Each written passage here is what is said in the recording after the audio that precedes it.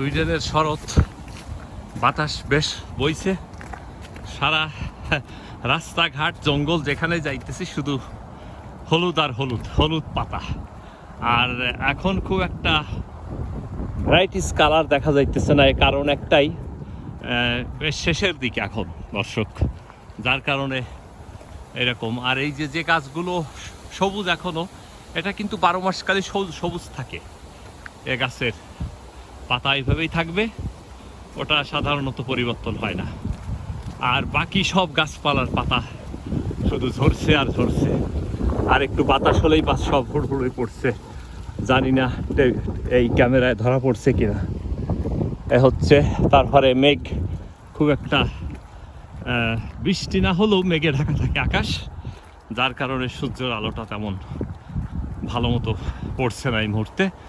যাচ্ছি হেঁটে শহরের দিকে, লাগবে এক ঘন্টা আরও লাগবে। হেঁটে করলাম আজকে হাঁটতে পথে, এই জঙ্গল দিয়ে যখন হাঁটছি, সুইডেনের হাগা পার্ক, রাজার বাগান বাড়ির মাঝখান দিয়ে প্রচুর বাতাস বইছে। তারপরে দেখে মনে হইতেছে যে পুরো সুইডেনের গাছপালা এখন শেষের দিকে, রফিকুল হকের মতো শেষের দিকে। তবে ফুলের বাহার মনে হচ্ছে সব কিছু, যেমনটি তার জীবনের শেষের দিকে ফুলের বাহার। কারণ খারাপ কাজের থেকে ভালো কাজের যে দিকটা তুলে ধরেছে, সেটাই এখন মনে রাখার মতো। শরতের এই দিনে গাছের এই মুহূর্তে শুধু মনে পড়ছে বা দেখছি এদের চমৎকার দৃশ্য। এটা ঝরে যাবে, হবে বরফ, সাদা হয়ে যাবে গাছপালা। আমি আবার ফিরে আসবো তখন। এই মুহূর্তে দেখুন আর এনজয় করুন নেচারকে।